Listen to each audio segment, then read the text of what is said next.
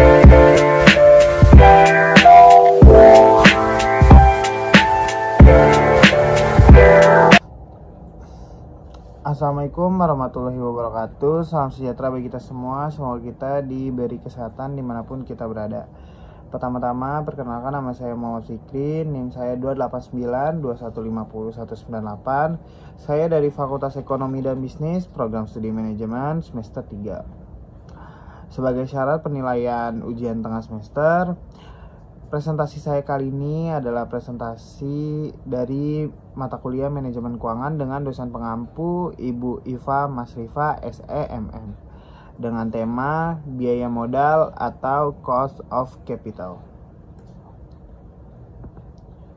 Pengertian biaya modal. Biaya modal atau cost of capital adalah biaya real yang harus dikeluarkan oleh perusahaan untuk memperoleh dana, baik yang berasal dari utang, saham preference, saham biasa, dan laba ditahan untuk mendanai suatu investasi atau operasi perusahaan. Penentuan besarnya biaya modal ini dimaksudkan untuk mengetahui berapa besarnya biaya real yang harus dikeluarkan perusahaan untuk memperoleh dana yang diperlukan. Konsep biaya modal erat kaitannya dengan konsep tingkat keuntungan yang disyaratkan atau required rate of return. Dari sisi investor atau pemilik modal, tinggi rendahnya required rate of return merupakan tingkat keuntungan yang diminta, sedangkan bagi perusahaan yang menggunakan dana merupakan biaya yang dikeluarkan untuk mendapatkan modal. Kemudian biaya modal individual. Yang pertama yaitu biaya utang atau cost of debt, adalah tingkat bunga yang dibayarkan bisnis atas uang yang terutang. Biaya utang berlaku untuk semua jumlah terutang termasuk nilai total pinjaman bisnis dan obligasi. Kemudian ada biaya saham preferen, adalah sebesar tingkat keuntungan yang diisyaratkan atau diharapkan oleh pemegang saham preferen. Kemudian yang ketiga ada saham biasa, adalah biaya yang dikeluarkan oleh perusahaan yang memperoleh dana dengan menjual saham biasa untuk investasi.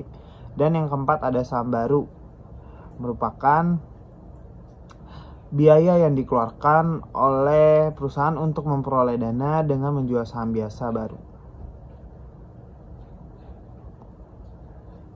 Nah, biaya utang.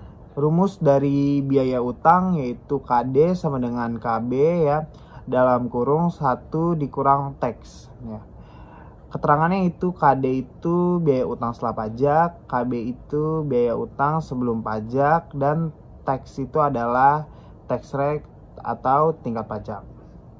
Contohnya yaitu PT XYZ mengajukan pinjaman ke Bank XYZ dengan tingkat bunga per tahun adalah 15%, tingkat pajak ada 50%. Hitunglah besarnya biaya utang bank. Nah, langsung kita jawab. Biaya utang setelah pajak adalah KD sama dengan KB dalam kurung 1 dikurang pajak sama dengan kita masukin KB-nya itu 0,15 di dalam kurung 1 dikurang 0,5 sama dengan 0,075 atau 7,5%. Kemudian biaya utang obligasi. Rumus biaya utang obligasi yaitu KB sama dengan INT ditambah kurung buka lagi MV dikurang PV kurung tutup dibagi N kurung tutup per kurung buka MV ditambah PV kurung tutup dibagi 2, di mana INT adalah bunga tahunan, MV adalah nilai nominal atau nilai jatuh tempo, kemudian PV adalah nilai pasar obligasi, dan N adalah umur obligasi.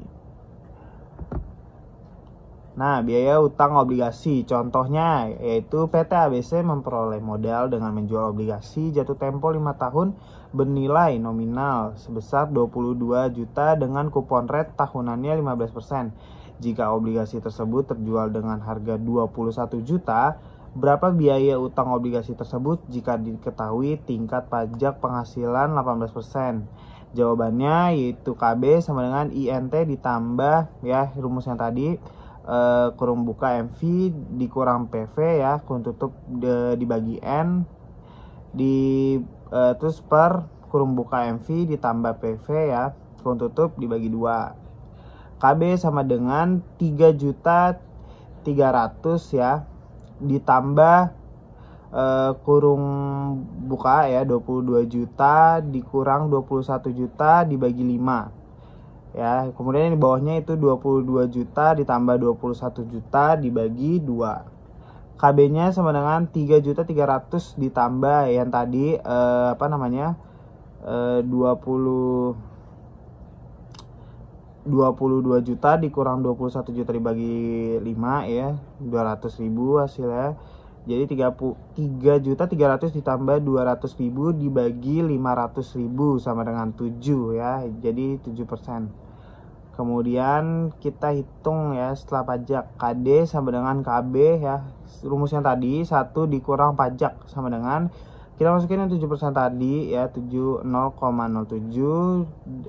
dalam kurung 1 dikurang 0,18 karena pajak 18% sama dengan 0,0126 atau 12,6%. Jadi biaya utang obligasi tersebut adalah 12,6%. Kemudian biaya saham preferen. Rumus biaya saham preferen yaitu sama dengan KP ya. KP sama dengan DP per PN. KP itu biaya saham preferen, DP itu dividen saham preferen tahunan, dan PN itu harga saham preferen saat penjualan dalam kurung dikurangi biaya penerbitan atau floating cost jika ada. Contohnya, PT Rahayu menjual saham preferen dengan nominal 22.000. Harga jual saham preferen sebesar 24.400. Dividen tiap tahun 2.500. Biaya penerbitan saham setiap lembar yaitu Rp250. Hitung biaya saham preferen tersebut. Jawabannya KP sama dengan DP per PN. Nah, kemudian kita masukin DP-nya itu yaitu yang 2.500 ya, dividen ya. DP itu adalah dividen. Kemudian kita masukin PN-nya. PN-nya adalah harga saham preferen. Karena di sini juga ada floating cost ya atau biaya penerbitan, jadi kita harga saham preferennya dikurangi sama biaya penerbitan. Jadi 24.400 dikurang dengan 250 ya. 250-nya itu adalah biaya penerbitan. Nah, jadi hasilnya 10% ya. Biaya saham preferen tersebut adalah 10%. Oke, next ada contoh lagi. Contohnya yaitu PT Karya Cipta menjual saham preferen yang memberikan dividen sebesar 3.000 per tahun. Harga saham preferennya itu 13.000 dengan floating cost sebesar Rp35 per lembar. Hitung biaya saham preferen. Jawabannya yaitu KP sama dengan DP per PN. KP-nya kita masukin yang tadi dividen ya. DP-nya 3.000 per kita masukin harga saham preferennya 13.000 karena ada floating cost, jadi kita kurangi dengan floating cost. Jadi 3.000 dibagi 12.965, KP hasilnya itu 23%. Oke, next ini kita bahas tentang biaya saham biasa baru. Rumus biaya saham biasa baru yaitu KC sama dengan D1 per PO ya, dalam kurung 1 dikurang F ditambah G, dimana KC sama dengan biaya saham biasa baru, D1 sama dengan dividen yang diharapkan pada akhir tahun pertama, kemudian P harga jual saham biasa baru, G pertumbuhan dividen saham per tahun ya, growth, dan kemudian yang F itu adalah floating cost. Biaya saham biasa baru. Saham biasa baru perusahaan terjual dengan harga sebesar 6.400. Floating cost sebesar 20% dari harga jual. Dividen yang akan datang diperkirakan sebesar Rp350 dan dividen diharapkan tumbuh konstan dengan tingkat pertumbuhan 7,5% 7,5%. Hitung biaya saham biasa baru tersebut. Jawabannya yaitu rumusnya KC sama dengan D1 per P ya, dalam kurung 1 dikurang F ditambah G.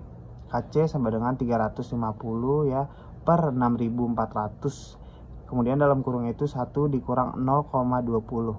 Nah, G-nya itu ya 7,5%. KC sama dengan 350 per 5.120 sama dengan 6,8% ya, ditambahin G tadi 7,5%. Jadi hasilnya 14,3. Jadi biaya saham biasa baru tersebut adalah sebesar 14,3%. Kemudian biaya saham biasa, rumus model Gordon. KC sama dengan D1 ditambah G ya per P, dimana KC itu biaya saham biasa, D1 yaitu dividen ya yang diharapkan pada akhir tahun pertama, kemudian P itu harga jual saham biasa, G pertumbuhan dividen saham per tahun ya atau growth. Nah, contohnya yaitu PT Yakuza mengeluarkan saham biasa yang laku dijual dengan harga 8.000 per lembar. Dividen direncanakan akan dibayar sebesar 400 per lembar dengan pertumbuhan growth dividen 12% per tahun. Hitung biaya saham tersebut. Jawabannya itu sama dengan KC ya. Kita masukin rumusnya D1 dividen ya per P ditambah G. Kita masukin D1 nya yaitu dividennya sebesar 400 perak dibagi harga sahamnya ya sebesar 8.000 ditambah pertumbuhan dividen 12%. KC sama dengan 5% ditambah 12% hasilnya 17%. Jadi biaya saham tersebut adalah 17%. Kemudian kita akan membahas weighted average cost of capital atau WACC. Biaya modal rata-rata tertimbang atau WACC. Rumus dari WACC sendiri yaitu WD dikali KB dalam kurung 1 dikurang pajak ditambah WP dikali KP ditambah WC dikali KC, di mana WACC itu adalah weighted average cost of capital, kemudian WD ada proporsi biaya utang, WP adalah proporsi biaya saham preferen, dan WC adalah proporsi biaya saham biasa. Contohnya yaitu PT Bunda Korla Sejahtera merencanakan proyek investasi dengan kebutuhan dana sebesar 130 juta. Sumber dana dipenuhi dengan penerbitan obligasi dan saham sebagai berikut. Yang pertama, obligasi sebanyak 2.000 lembar dengan nominal sebesar 25.000 per lembar. Harga jualnya yaitu 23.000, tingkat bunga tahunannya yaitu 25%, jangka waktunya 5 tahun. Pajak penghasilannya adalah 10%. Yang kedua, saham preferen sebanyak 2.000 lembar dengan nominal sebesar 30.000 per lembar. Harga jualnya itu 29.000 per lembar, biaya emisinya sebesar 250 per lembar dan dividen sebesar 17%. Yang kemudian ada saham biasa baru sebanyak 2.000 lembar dengan nominal sebesar 10.000 per lembar, harga jualnya yaitu 9.000 per lembar, biaya emisinya 100 per lembar, dan dividen dibayarkan sebesar 1.000 per lembar, tingkat pertumbuhan dividennya yaitu 6%. Hitung A biaya modal individual, B biaya modal rata-rata tertimbang. Kita langsung saja jabarkan ya. Yang pertama ada komposisi biaya modal. Kita masukin ada hutang, saham preferen, saham biasa. Nah, kita masukin juga jumlah modalnya. Tadi hutang itu sebesar 50 juta, saham preferen 60 juta, dan saham biasa 20 juta. Nah, cara menghitung proporsi modalnya yaitu tadi jumlah modal awalnya kan sebesar 130 juta. Jadi kita hitung 50 juta itu berapa persennya dari 130 juta ya. Jadi proporsi modalnya utang itu adalah 38,46%. Kemudian saham preferen itu berarti 60 juta dibagi 130. Nah, nanti dikali 100 hasilnya 46,15%, dan 20 juta itu dibagi 130 juta dikali 100 hasilnya 15,39%. Nah, biaya modal hutang saham preferen saham biasa itu 25%, 17 dan 6 itu ada di soal. Kemudian jika pajak penghasilan yang dibayarkan sebesar 10%. Keterangannya hutang ya. Hutang awalnya 25% ya. Karena dikurang dengan pajak ya. Pajak penghasilan 10%, jadi hasilnya 22,5%. Kemudian saham preferen dan saham biasa tetap 17 dan 6% ya. Proporsi modalnya hutang 38,46, kemudian saham preferen 26,15 dan saham biasa 15,39. Nah, jika dijumlahkan adalah hasilnya 100%. Nah, kemudian kita menghitung biaya tertimbang ya. Biaya tertimbang dari